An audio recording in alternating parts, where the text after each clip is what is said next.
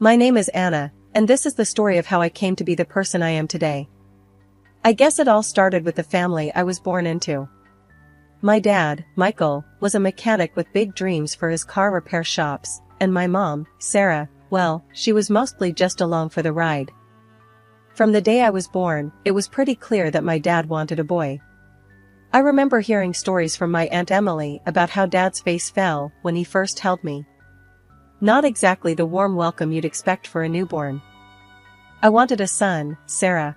You know that, I overheard him grumbling one evening. My mom, always trying to smooth things over, would just nod and try to change the subject. But she's healthy, Michael, isn't that what matters, she'd say. When I was 5, my little brother Lucas was born. That was the day I saw my dad smile a smile that reached his eyes, a rarity in those days. He was over the moon, passing out cigars to anyone who would take one.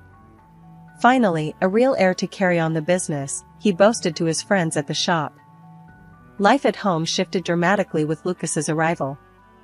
All of a sudden, it was like I became invisible. My dad spent his days off teaching Lucas about tools and engines, even before the kid could walk properly. Meanwhile, I was pretty much left to my own devices. If it weren't for my grandparents and Aunt Emily, I don't know how I would have coped. They lived just a few houses down, and I was at their place more than I was at my own. Aunt Emily was another lifesaver. She didn't have kids of her own and seemed to get that life at my house wasn't exactly peachy. We'd spend afternoons at the park, and she'd listen to me ramble about school or whatever book I was reading.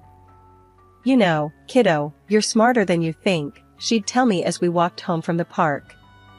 Don't let anyone, not even your dad, make you feel like you're second best. I clung to those words, especially on days when the difference in how my parents treated Lucas and me was blindingly obvious. Like that one time when my dad came home with a brand new bike for Lucas. I remember standing there, hoping maybe there was one for me too. Why would you need a bike, Anna? It's not like you go out much, Dad said with a shrug when he saw me eyeing the bike. I ran out of the house, tears stinging my eyes, straight to my grandma's. She was in her garden, as usual, and without a word, she opened her arms wide, and I buried my face in her apron. Let them talk, Anna. You're going to outshine them all one day, you'll see, she whispered as she stroked my hair.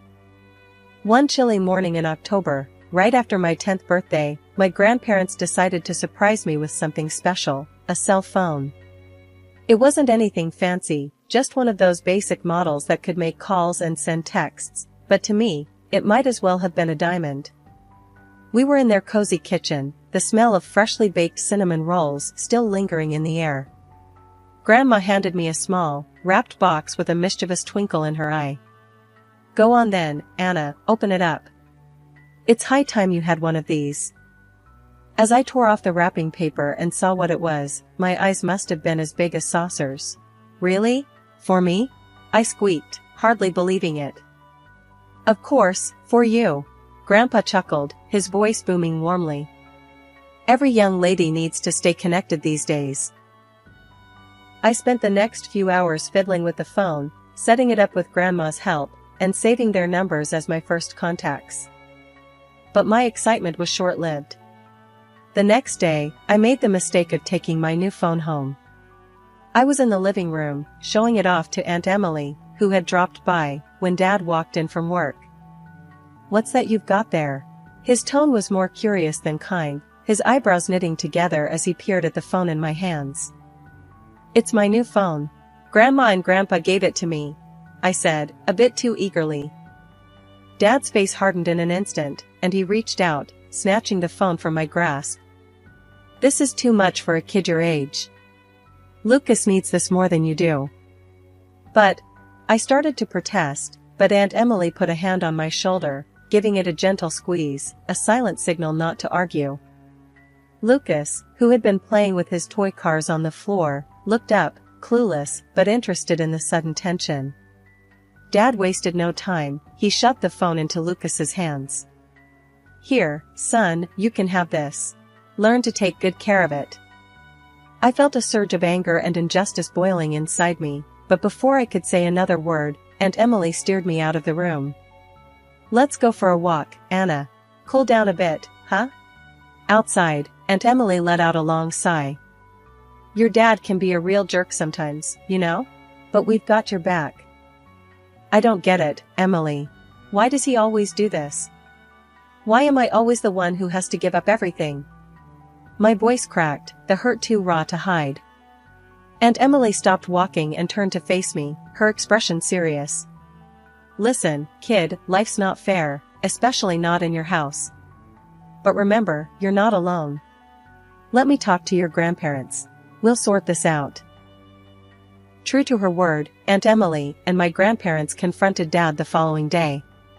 They didn't let up, arguing in hushed, tense tones in the dining room while I pretended not to listen from the stairs. Grandpa's voice was firm, a rare sternness to it. Michael, you had no right to take that phone from Anna. It was our gift to her, not yours to reassign to Lucas. Dad scoffed, dismissive as ever. Oh, come off it, Dad. It's just a phone.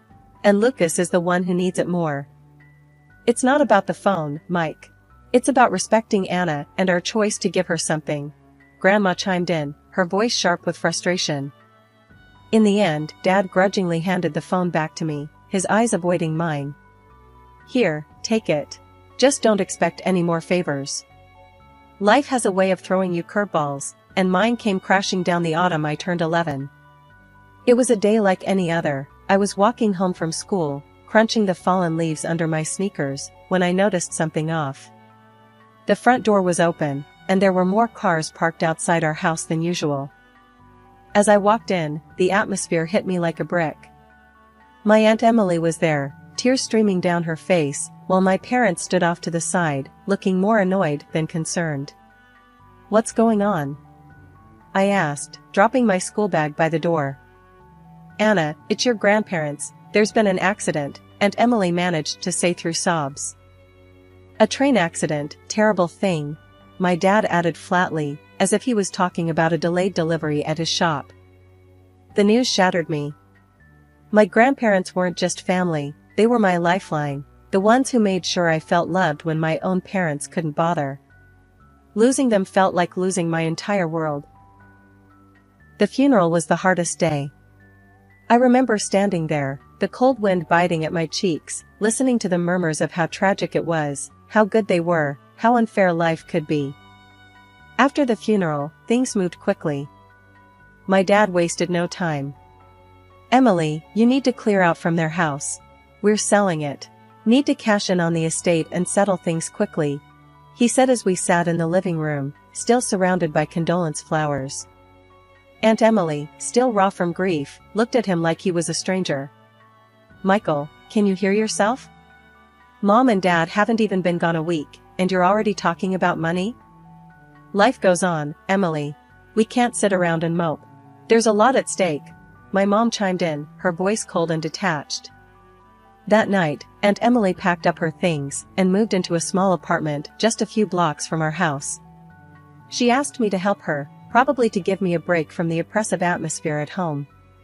As we packed up her belongings, our conversation drifted to what was to come. Why are they so cold? How can they not care? I asked, frustration and sadness mingling in my voice. Some people just show their true colors at times like this, kiddo. But remember, you've got me. No matter what, I'm here, she assured me, pulling me into a hug. The loss of my grandparents was more than just an emotional blow, it changed my entire life setup. Suddenly, I was more of a maid than a daughter at home, cleaning and cooking because my mom decided it was time I learned to pull my weight. Aunt Emily's apartment became my refuge. It wasn't much, just a couple of small rooms, but it was filled with love and understanding, a stark contrast to the increasing coldness at my parents' house. I was still reeling from everything that had happened after losing my grandparents, when life decided to throw me yet another curveball. It was a typical Friday afternoon. I had just come home from school, expecting to find the usual empty house until my parents and brother got back. But today, even the emptiness felt different, everything was too quiet, too still. I walked up to the front door and found it locked. My heart started pounding as I realized something was off. I rang the doorbell a few times, waited, but no answer. It wasn't long before Mrs. Jenkins, the nosy neighbor from across the street, came out. "Looking for your family, Anna?" she called out from her porch, her voice carrying a mix of concern and curiosity. "Yeah, do you know where they went?" I asked, trying to keep my voice steady. "Oh, they packed up some bags and drove off early this morning. Said something about a weekend trip. Didn't they tell you?" Her words hit me like a ton of bricks. "No, they didn't," I managed to say, feeling the sting of tears in my eyes. "How could they just leave me behind like that?" Mrs. Jenkins shook her head, muttering something about some parents before disappearing back into her house. I sat down on the front steps, not sure what to do or feel. The sky started to darken, and as the street lamps flickered on, the reality of my situation sunk in. I was truly alone. Hours must have passed before I finally stood up and made my way to Aunt Emily's apartment. The walk felt longer than usual, each step heavier with the weight of abandonment. When I finally got there and knocked, Aunt Emily opened the door almost immediately, worry etched all over her face. "What's wrong, Anna? What are you doing here so late?" she asked, pulling me inside. "Mom and Dad, they went away for the weekend. They locked the house and didn't tell me. I didn't know where else to go," I confessed, my voice breaking as the tears I'd held back started to flow. Aunt Emily's face hardened as she heard this, her usually warm eyes now sparking with anger. "They did what?" "That's it. I'm calling your father." She dialed the number, and after a few tense moments, Dad answered. I could only hear one side of the conversation, but Aunt Emily's tone was enough to tell me it wasn't going well. "Yes, Michael, your daughter, my niece, is here with me because you left her behind," she snapped into the phone. "No, this isn't just a little mistake. You can't just lock your child out and take off for the weekend." There was a pause as she listened to whatever excuse he was making up on the other end. "Well, if that's how you feel, then maybe Anna should just stay with me from now on." "Yeah, maybe that's for the best." She hung up before he could respond, her chest heaving with every angry breath. Then, turning to me, her expression softened. "You're staying here tonight, Anna. And as long as you need to. We'll figure this out together." Over the next few days, Aunt Emily made arrangements for me to stay with her permanently. My parents didn't object, perhaps out of indifference. Either way, it didn't matter to me anymore. Life with Aunt Emily was a breath of fresh air after everything that had happened. Even though her apartment was small and our budget tighter than ever, it felt like a mansion compared to the emotional prison of my parents' house. One Saturday morning, we sat at the tiny kitchen table, planning our budget with more precision than a military operation. Aunt Emily had always been resourceful, and now she passed on those skills to me. We clipped coupons, planned our meals around grocery sales, and even started a small herb garden on the windowsill to save money on spices. "So, we've got $20 left for the month. Think we can splurge on a little ice cream?" Aunt Emily asked, her eyes twinkling with mischief.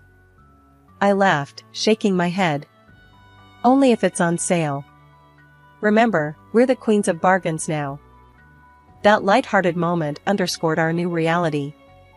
We were in this together, come what may. School became another arena where I had to adjust. At first, I was the girl whose family drama was whispered about in the corridors. But I held my head high, focusing on my studies and finding solace in books and learning. Mrs. Carter, my English teacher, noticed my diligence. One day after class, she called me over. "Anna, I've seen you pushing yourself hard this year. Ever thought of joining the debate team?"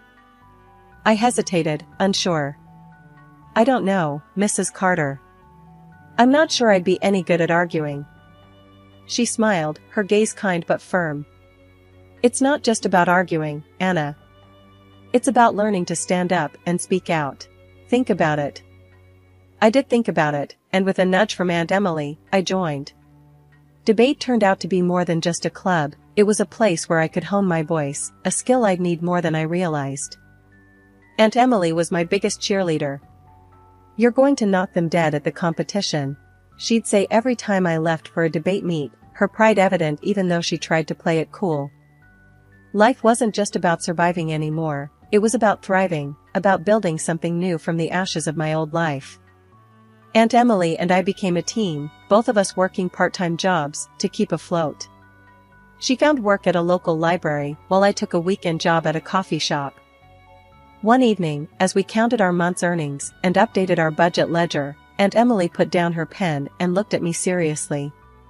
"Anna, I think it's time you think about college. You've got the brains for it. We can make it work, somehow." From that day on, our plans included college. We researched scholarships late into the night, crafted essays, and filled out applications with painstaking care. Each acceptance letter was a victory, every scholarship a triumph, not just for me, but for us both. College was a whirlwind. I hit the books hard, fueled by every memory of being underestimated back home. Living on campus was different from anything I'd experienced, but I adapted quickly, driven by a mix of excitement and the pressure to prove myself. My roommate, Jess, became one of my closest friends. She was studying business, and we'd often sit up late into the night, swapping study tips and planning our futures. "You ever think about what you'll do after this, Anna?" Jess asked one evening, her book sprawled across our tiny dorm room floor. "I'm going all the way," I replied without hesitation. "Law school. I want to make a difference, you know? Really change things." I thrived on it, pushing myself to be better every day. The long hours and endless reading were exhausting, but every time I wanted to quit, I'd think of Aunt Emily and her belief in me, and that would be enough to keep me going. During my final year, one of my professors, Professor Carter, called me into his office. He was a stern man, known for his tough grading, but he respected hard work. "Anna, your thesis on family law was exceptional. Have you thought about where you might want to work after graduation?" he asked, peering at me over his glasses. "I've been looking at several firms, sir. I want somewhere I can really get into family law, maybe even start a specialty in it," I said, trying to sound as confident as I felt. "Well, I have a recommendation for you. A firm downtown is looking for bright, new talent. I can put in a good word," he offered, his tone suggesting it wasn't an offer he made lightly. "Thank you, Professor Carter. I'd appreciate that very much," I replied, a mix of gratitude and excitement swirling in my chest. I landed the job at the firm right after graduation. It was a prestigious place, the kind where you either sank or swam. I chose to swim. Days turned into nights as I worked on case after case, earning a reputation as a meticulous and fierce advocate. It was at a networking event hosted by the firm where I met Michael, a businessman with a keen interest in the intersections of law and commerce. Our first conversation was about a case I was working on, but it quickly turned personal. 2 years later, we got married in a small ceremony. Aunt Emily was there, tears of joy streaming down her face as she watched me say my vows. "You did it, Anna. You really did," she whispered as she hugged me tight. With Michael's support, I took the biggest leap of my career. I opened my own law firm. It was terrifying and exhilarating all at once, but I was ready for the challenge. We moved to another state where the market was ripe for a new firm, especially one led by a woman with a fresh perspective. Our firm quickly made a name for itself, and as my professional life flourished, so did my personal life. Michael and I welcomed a son, a joyous addition to our family. Life was full, busy, and deeply satisfying. My law firm's success was more than I could have hoped for, and with each successful case, my reputation grew. This caught the attention of local media, and soon, I was invited to speak on TV about domestic violence. The interview went well, sparking discussions across various social platforms. I received an invitation from the governor's office. I was to be recognized for my contributions to child welfare and family law. As I gave my acceptance speech, thanking those who supported me, I saw Aunt Emily wiping away tears. It was a moment of validation for all the hardships we'd endured together. One day, after a particularly long day at the office, I was walking through the parking lot towards my car when I noticed two elderly people looking around uncertainly. As I approached, wondering if they needed help, the recognition hit me hard. They were my parents, who had walked out of my life 20 years ago. "Can I help you?" I asked, my voice cool, masking the surprise and rising unease. "Oh, Anna, it's you. We saw you on TV, we knew it was you immediately. We've missed you so much and are so proud of all you've accomplished," my mom said, her voice trembling with emotion. "We wanted to reconnect, to be a family again," my dad added, his eyes searching mine for any sign of warmth. I took a moment to gather my thoughts before responding. "My family consists of my aunt, my husband, and my son. You chose to leave that family a long time ago." But instead of understanding, they became more insistent. "Anna, you're our daughter. We need your help now. Your brother left us, and our business is failing. We have debts, no savings, and we're about to lose our house," my dad explained, his voice desperate. They even hinted at taking legal action if I refused to help, arguing that as their daughter, it was my duty. I couldn't help but laugh, though it was more from disbelief than amusement. "Really? You think you can intimidate a lawyer into helping you? You might want to think twice about that," I said sharply. Seeing that their threats were getting them nowhere, they shifted tactics, playing on my emotions. "Think about it, Anna. We're your parents. How can you turn us away?" "I remember very clearly," I replied, my voice steady and firm, "how you threw out Aunt Emily and left me behind like I was nothing." Realizing they were getting nowhere, they finally backed down. I handed them some money for their trip back, more out of pity than any sense of duty. "This is all I can do for you. Please, don't contact me again." When I got home, I hugged Michael and our son a little tighter. Aunt Emily greeted me with her usual warm smile, and in that moment, I knew I had everything I needed. After meeting my parents, one question lingered in my mind: what had become of Lucas? I utilized my contacts in the police and political circles to track him down. It took weeks of inquiries and waiting, but finally, I got a lead. Lucas had turned his back on our father's dreams of him becoming a mechanic and instead, had embraced his passion for art, living in a distant artist's commune. I hesitated for a moment before calling him. "Hello?" His voice was cautious, tinged with a curiosity that echoed my own.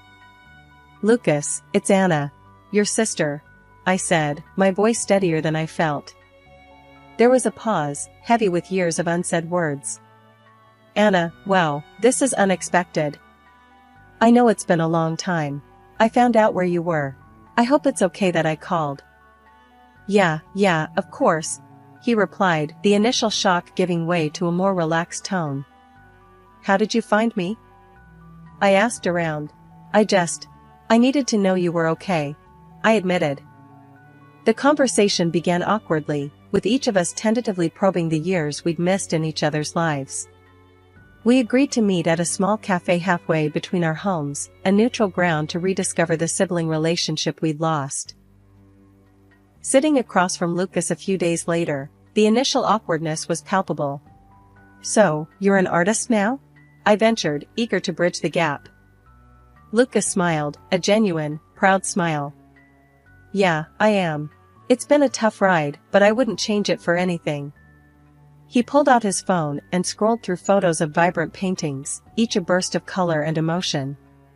"I'm hoping to make a real go of it." His work was impressive, and I felt a surge of pride. "They're beautiful, Lucas. You've really found your calling."